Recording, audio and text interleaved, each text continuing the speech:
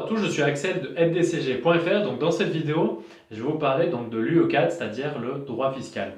Alors il faut savoir que c'est une matière qui fait énormément peur aux étudiants. Alors je ne sais pas pourquoi. Mon avis, c'est que vraiment c'est une matière, elle fait partie d'une des deux matières où vous allez pouvoir chercher un maximum de points à l'examen. Alors il y a droit fiscal et la comptabilité approfondie. Alors je sais que vous êtes nombreux à m'envoyer, oui, mais bon, tu te rends pas compte, il y a beaucoup de travail à faire, etc. Alors oui, il y a du travail à faire sur ces deux matières, mais c'est des matières où plus vous allez travailler et plus vous allez réussir, vous êtes certain d'obtenir une bonne note.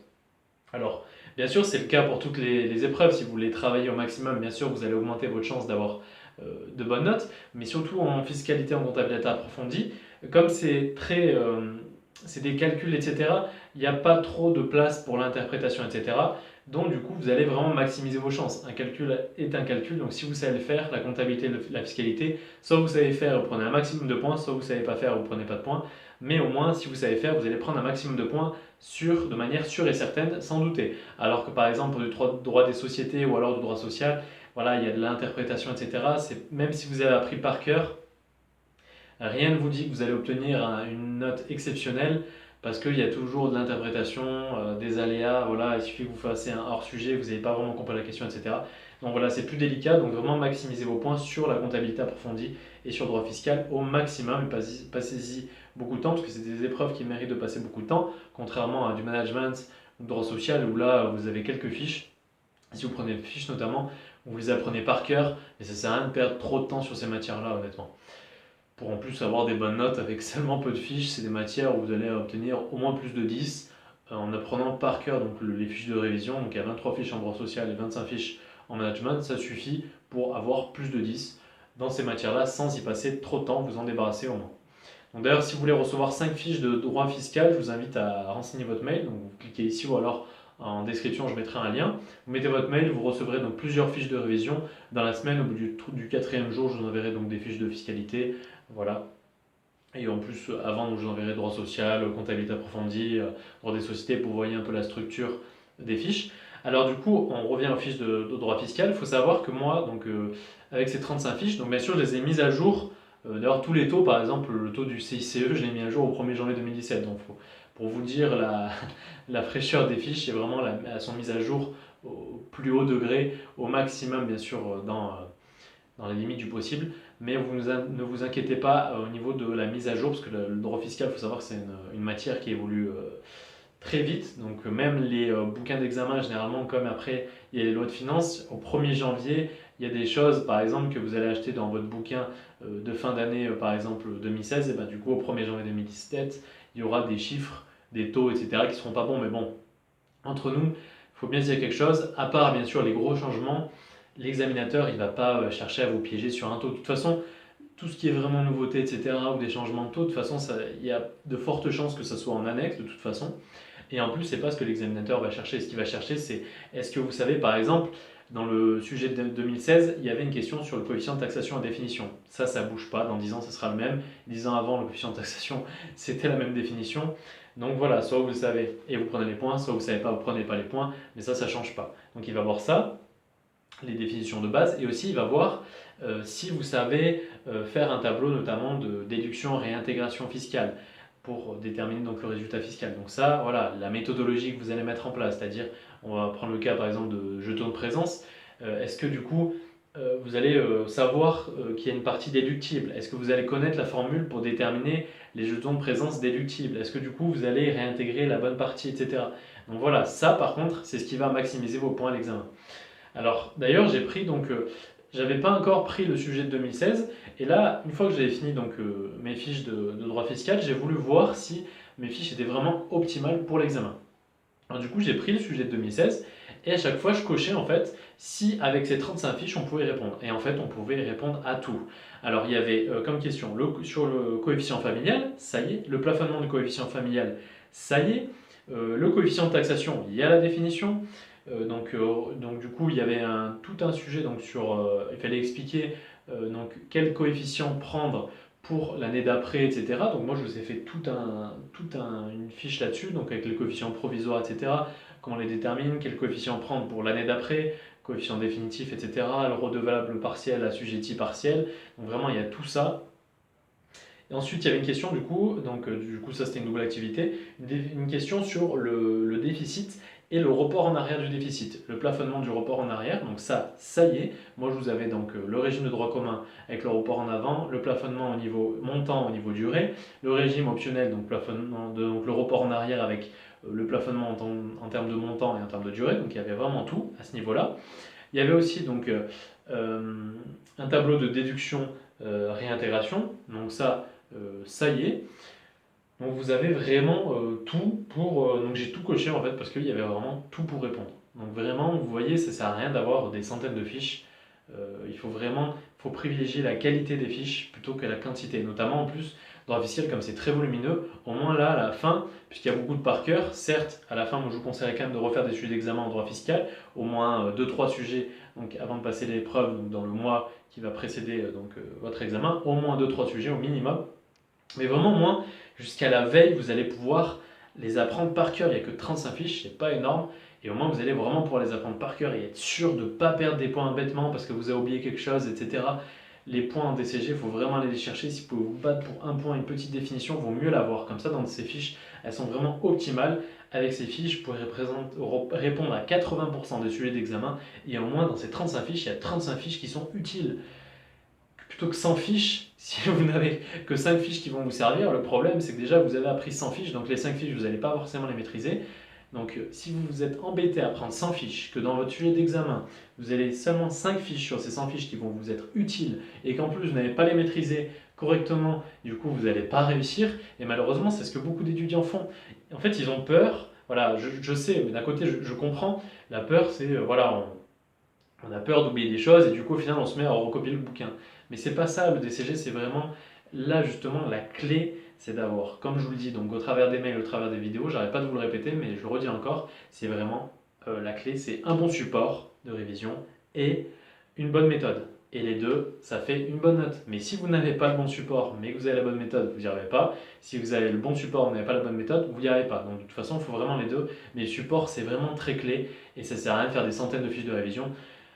Donc si vous avez vraiment, donc moi comme je vous ai conseillé, soit vous faites des fiches de révision, vous achetez le bouquin de droit fiscal, vous faites les fiches de révision vous-même, et vous synthétisez, si par exemple vous faites une première couche de synthétisation, par exemple vous en sortez avec 100 fiches de révision, très bien, et vous resynthétisez ces fiches en 30, 40 fiches. Voilà comment on fait pour faire des fiches de révision. Vous prenez le sujet d'examen, vous regardez ce qui est tombé, vous allez piocher, etc.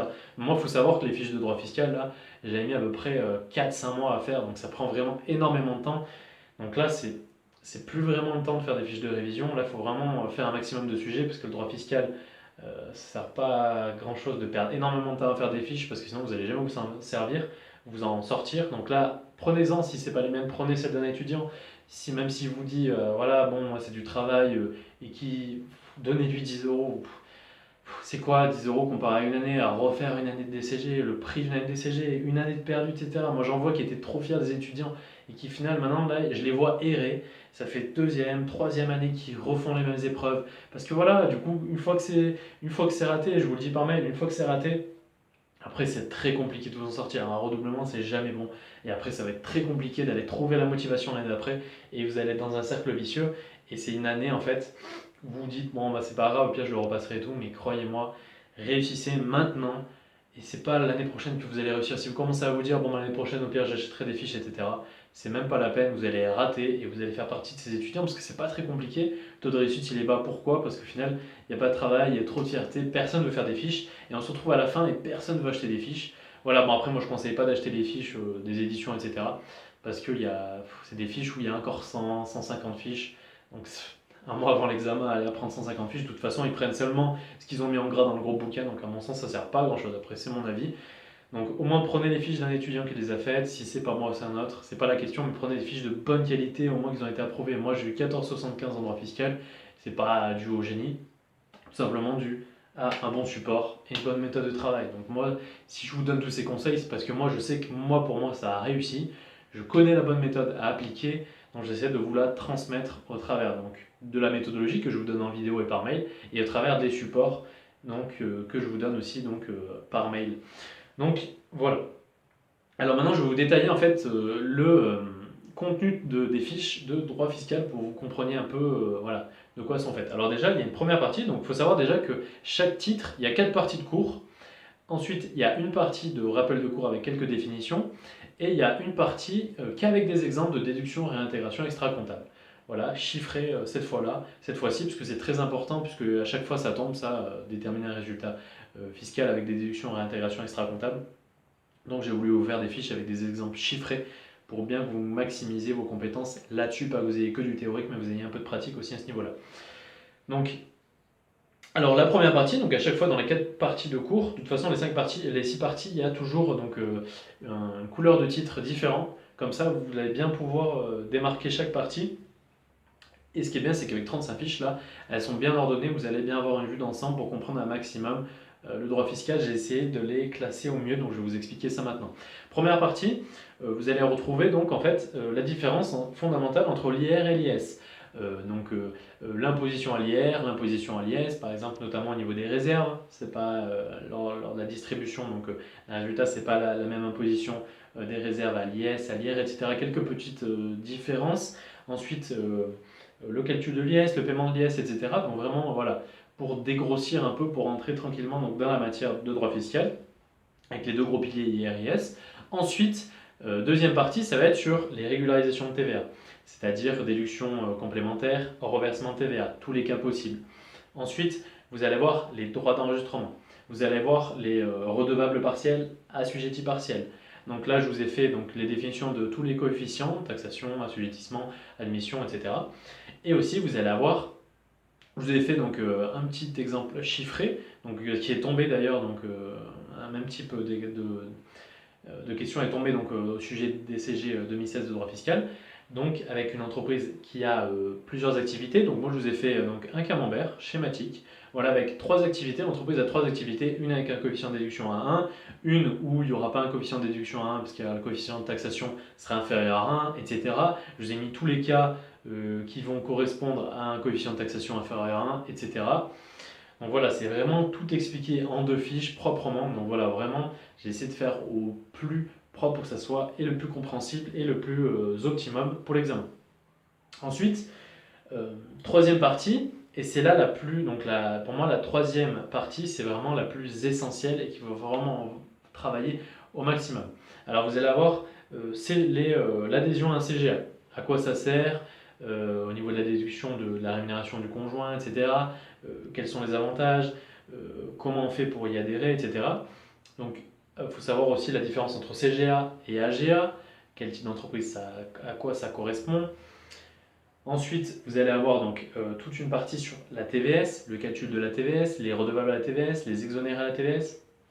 Ensuite, la grosse partie sur les plus et moins-values à l'IS, au BIC, le champ d'application. Donc, quelle entreprise ça va concerner à l'IS, quelle entreprise ça va concerner au BIC. Ensuite, vous allez avoir donc, la détermination des plus-values nettes, des moins-values nettes, etc. Donc, je vous ai mis le tableau, comment déterminer ça.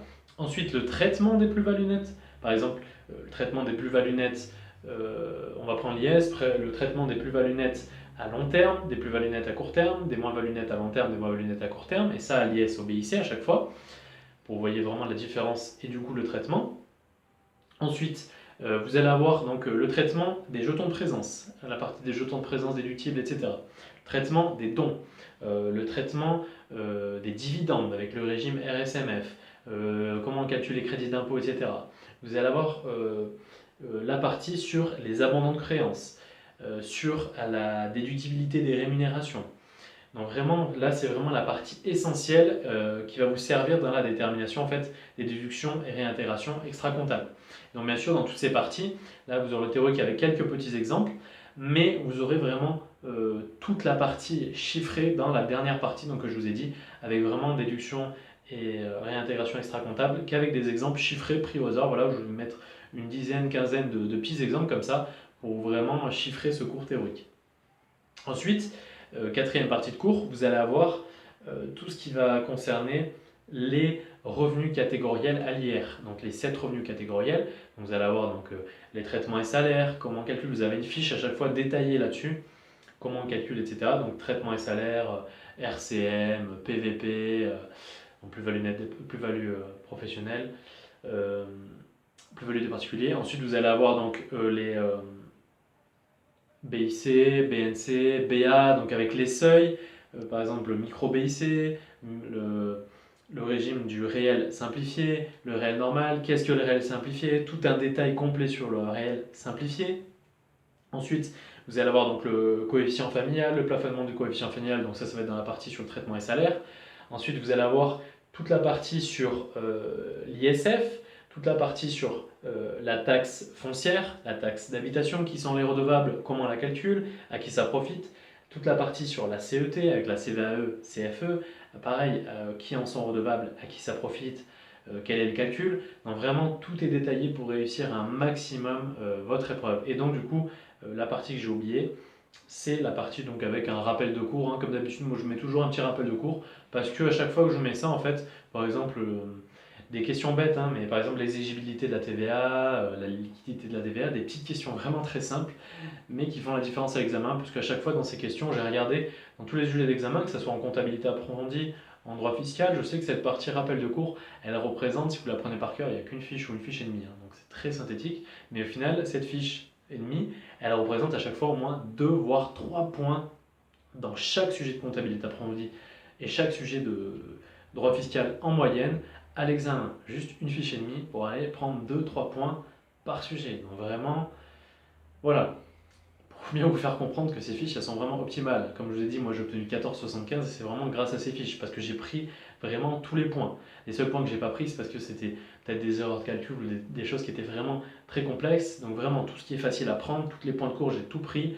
Tous les points de calcul, de déduction, réintégration, là j'ai vraiment pris tous les points, parce qu'il y a toujours des questions qui vont être très délicates, etc. Donc vraiment, avec ces fiches, vous allez vraiment maximiser vos chances. Il y a 35 fiches. Comme ça, vous avez une belle vue d'ensemble, vous apprenez tout par cœur, vous les imprimez, vous traitez tous les sujets d'examen, vous faites plein d'exemples, de cas pratiques, etc. Et au moins avec ça, vous êtes sûr d'aller chercher une excellente note en droit fiscal. Donc voilà, je vous répète, si vous voulez avoir 5 fiches de révision, donc voilà, vous cliquez ici, je vous enverrai au bout du 4 ou 5e jour donc, des fiches de droit fiscal pour vous voyez un peu la structure. Donc comme je vous l'ai dit, je vous mettrai une partie de chaque pour vous voyez un peu comment c'est structuré. Et voilà, après si vous voulez commander, je vous mettrai le lien pour avoir le formulaire de commande. Donc voilà, j'espère en tout cas que cette vidéo vous aura aidé. Ne découragez pas vraiment le droit fiscal, travaillez un maximum, il n'y a que 35 fiches, donc c'est pas énorme. Donc vraiment, ça vaut le coup d'aller chercher énormément de points dans cette matière. Donc voilà, j'espère que vous a aidé et on se dit à la prochaine.